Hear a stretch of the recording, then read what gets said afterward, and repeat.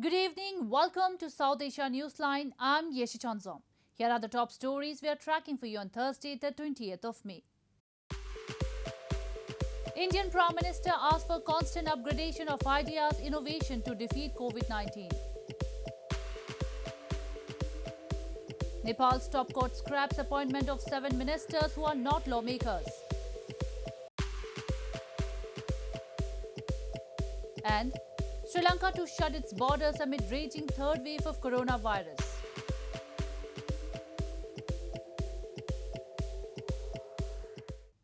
And now for all the details. India's battle against the COVID-19 pandemic requires continuous change, upgradation and innovations, Prime Minister Narendra Modi said on Thursday, while cautioning administrators of 10 states that the fight against the pandemic will be over only when it is wiped out from even the smallest area. He also said the infection was now a cause of concern for young people and children.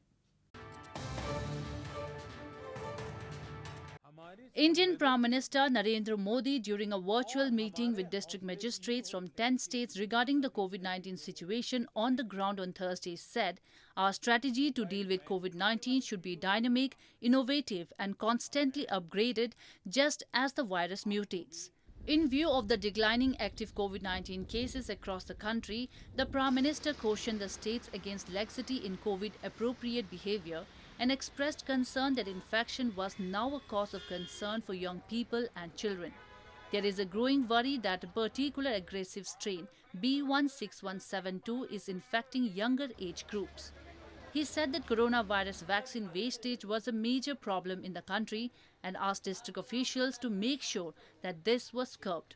पिछली महामारियों हो या फिर ये समय, हर महामारी ने हमें एक बात सिखाई है। महामारी से डील करने के हमारे तौर तरीकों में निरंतर बदलाव, निरंतर इनोवेशन, निरंतर अपग्रेडेशन बहुत जरूरी है। ये वायरस म्यूटेशन में स्वरूप बदलने में माहिर है। एक प्रकार से बहुरूपिया भी है और ये वायरस धूर्त भी है। तो हमारे तरीके और स्ट्रेटेजीज भी डायनेमिक होने चाहिए। Meanwhile, India has ordered tighter surveillance of a rare fungal disease, mucormycosis or black fungus, hitting COVID-19 patients, officials said on Thursday, piling pressures on hospitals struggling with the world's highest number of daily infections of the novel coronavirus.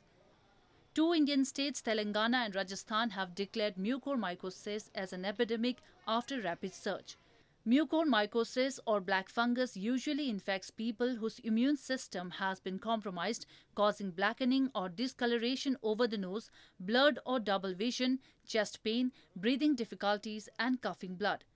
Meanwhile, India reported 276,070 new COVID-19 cases and 3,874 deaths in the last 24 hours, taking the cumulative case load to 25.7 million. In news from Pakistan, Jahangir Tareen, the estranged leader of Pakistan Tehreek-e-Insaf Party, has dispelled reports of a split in the ruling party, even as he maintained that PTI lawmakers from his group would be raising their voices in the Punjab Assembly. He said he has not formed any forward bloc and will continue to be part of the party. Jahangir Tareen, the estranged leader of Pakistan PM Imran Khan's PTI, Pakistan Tehreek-e-Insaf Party, on Wednesday dispelled reports of a split in the party, even as he maintained that PTI lawmakers from his group would be raising their voices in the Punjab Assembly against what he called acts of revenge by the provincial government. He said he has not formed any forward bloc in the PTI and will continue to be its part. Tareen, who is currently being investigated in a corruption case, stated that there are two issues.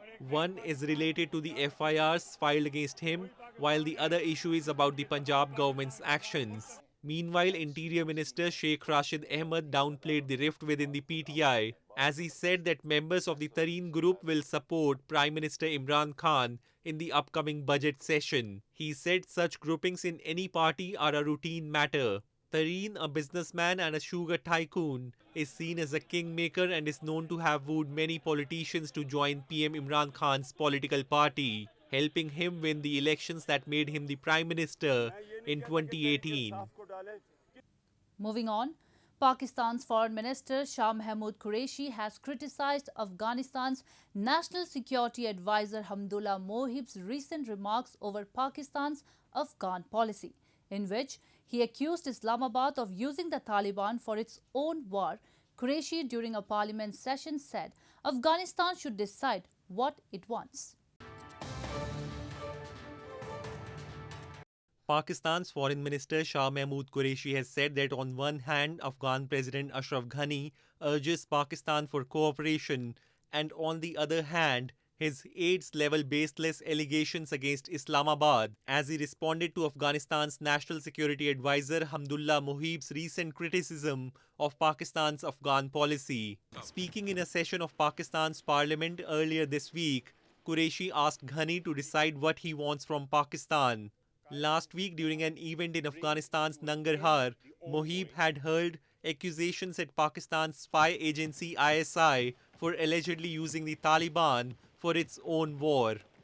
और ये सवाल मैं अफगानिस्तान के सदर अशरफ गनी से कर रहा हूं। एक तरफ आप पाकिस्तान से मुतालबा करते हैं, एक तरफ आप पाकिस्तान की मदद तलब करते हैं और दूसरी तरफ आपके करिंदे पाकिस्तान पर तोहमतें लगाते हैं और पाकिस्तान के इदारों पर नुक्ताचीनी करते हैं। खुदारा फैसला कीजिए, आप चाहते क्या हैं? Pakistan, which helped facilitate US-Taliban negotiations in Doha that resulted in the initial May 1 troop withdrawal deal, wields considerable influence with the Taliban. The insurgents have sanctuaries in Pakistan whose main military-run intelligence service gives them support, according to US and Afghan officials. Pakistan, however, denies the allegation. In news from Nepal, Nepal's Supreme Court on Thursday scrapped government's decision to appoint non-parliamentarians as cabinet ministers, deeming the move as unconstitutional. Following the verdict, 7 ministers, including Interior Minister Ram Bahadur Thapa, have been relieved of their posts. Nepal's Supreme Court on Thursday scrapped government's decision to appoint non-lawmakers as cabinet ministers, deeming the act as unconstitutional. Following the verdict, 7 ministers in the current cabinet, including Interior Minister Ram Bahadur Thapa, have been relieved of their post. This came as Thapa was contesting a 3-way by-poll for a vacant National Assembly seat from Bagmati province, the result of which was expected later in the day. There are in total 22 ministers and 3 ministers of state in the Prime Minister KP Sharma Oli's new cabinet. The ministers had taken oath last week during the reappointment of Oli as Prime Minister, despite losing a vote of confidence after opposition parties failed to secure majority seats in Parliament to form a new government. Moving on to news from Sri Lanka. The Sri Lankan government has said that the arrival of all incoming passengers into the island country would be suspended from May 21 midnight to May 31 in order to prevent a further spread of COVID-19. Sri Lanka is presently in the midst of a third wave of the coronavirus pandemic, with the rapid spread of a new variant of the virus, which has infected over 50,000 people in the month of May alone. Sri Lanka reported its highest ever single death toll from COVID-19 for a second day in a row on Wednesday, with 36 deaths, raising the overall death toll to 1,051. Home to about 21 million people, Sri Lanka is witnessing a raging third wave of the pandemic, prompting the government to impose travel restrictions, including lockdowns. More than 150,000 cases have been reported since the pandemic struck last year, of which nearly 30,000 are currently active. The Civil Aviation Authority of Sri Lanka in a tweet on Thursday said that all borders will be closed for all arrivals for 10 days beginning May 21. The decision to bar entry into international travellers comes as a blow to the government's efforts to revive the tourism industry from January this year, following a relative drop in case numbers. Meanwhile, Sri Lanka has been carrying out its vaccinations drive in phases, beginning in January, with the India donated 500,000 doses of Covishield vaccines. Sri Lanka is using different brands of COVID-19 vaccines. As a large number of vaccines ordered from abroad could not be delivered on schedule, the vaccination plan was seriously affected. The Russian Sputnik vaccine as well as China's Sinopharm vaccines are currently being administered by Sri Lankan health authorities and the military, who are tasked with managing the pandemic. A high-tech polyhouse set up by Agriculture Department in Shopian district of India's Jammu and Kashmir is providing farmers with seedlings of hybrid, local as well as exotic vegetables. The high-quality seedlings are helping them boost their income. A high-tech polyhouse set up in mini secretariat in Shopian district of India's Jammu and Kashmir is helping farmers boost their income with improved quality seedlings being provided at the facility. The polyhouse has been set up by the Agriculture Department of Jammu and Kashmir and provides farmers a wide variety of seedlings to produce high-quality vegetables and make them self-sufficient. Chief Agriculture Officer of Shopian said the use of seedlings from the polyhouse has led to produce of higher nutritive value. The high-tech polyhouse allows local farmers to get more seedlings of hybrid, local as well as exotic vegetables to boost their incomes. बहुत सारी vegetables की seedlings तैयार की हैं, जो कुछ seedlings ऐसी भी है, कुछ वेजिटेबल्स की जो पहली बार यहाँ पे जिनकी कल्टीवेशन हो रही है और जिनको डिस्ट्रीब्यूट किया गया है फार्मर्स में, तो जिनमें ब्रोकली है या कुछ हाइब्रिड वेजिटेबल्स हैं, टमाटो, चेरी टमाटो है या और भी दूसरे किस्म के क्यूकम्बर है, भिंडी है। इससे पहले जब हमें ये लाना पड़ता था तो हमें दूसरे डिस्ट्रिक्टों का मतलब चक्कर लगाने पड़ते थे, तब जाके हमें ये मिलता था। अब हम डिस्ट्रिक्ट शोपियान एडमिनिस्ट्रेशन के बहुत शुक्रगुजार हैं कि जिन्होंने यहाँ पर ये हाईटेक प्लांट लगा के हमें ये पनीरी यहाँ पर अवेलेबल रखी है। इसके अलावा मैं दूसरे लोगों को भी एक मशवरा देता हूँ कि वो भी यहाँ आए और इस चीज़ का इस्तिफादा हासिल करें। The farmers expressed they were thankful for the benefit of seedlings being provided at the polyhouse, as their quality and rates are also reasonable. Agriculture Department officials said they hope that more and more farmers can take advantage of the facility. In wake of the second wave of COVID-19 pandemic in India, Chef Sanjeev Kapoor has decided to join hands with international chef and philanthropist Chef Jose Andreas of the World's Central Kitchen to provide meals to healthcare workers across 7 Indian cities.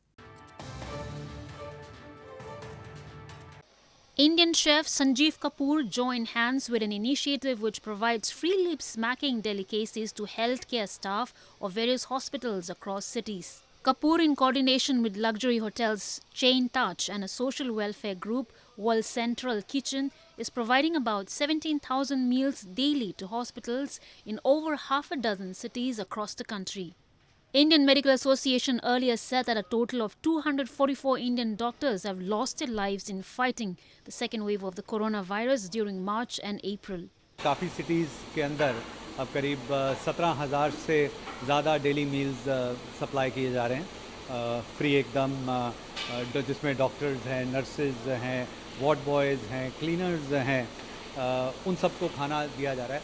Idea ये है कि क्योंकि इस समय जो हमारी medical fraternity है वो काफ़ी स्ट्रेस्ड है और उनको मोटिवेट करने के लिए खाने के माध्यम से हम मोटिवेट करना चाहते हैं। ऐसा नहीं कि वो पहले से खाना उनको नहीं मिलता था, लेकिन खाने से थोड़ी सी मुस्कुराहट आ सके। Meanwhile, in northern Lucknow city, a biryani seller known for the exquisite subcontinental dish is also providing free meals to the underprivileged and those affected by the virus. Main मकसद और मिशन ये है कि हमको देख करके और लोग भी इसमें जुड़ें। कहते हैं कि अगर लोग इसमें और लोग भी इसमें जुड़ जाएंगे तो बताते हैं कि जो लोगों के अंदर जो परेशानियां हैं, लोगों को खाना नहीं मिल रहा है या लोग किसी तरह परेशान हैं, तो उनको बड़ी हेल्प मिलेगी। तो ये सोच के किया गया, तो ये हमारी एक छोटी सी पहल है। Despite challenges in these desperate times, many NGOs, organizations and volunteers have come forward and are actively engaged in helping those in need by providing food, shelter, running errands, among others. Well, that's all we have for you from South Asia this evening. Now viewers can watch the show on SouthAsiaNewsline.com. You can also visit us on Facebook.com/AsiaNewsline and follow us on Twitter @Asia Newsline. That's all in tonight's edition. We will see you same time tomorrow. Good night.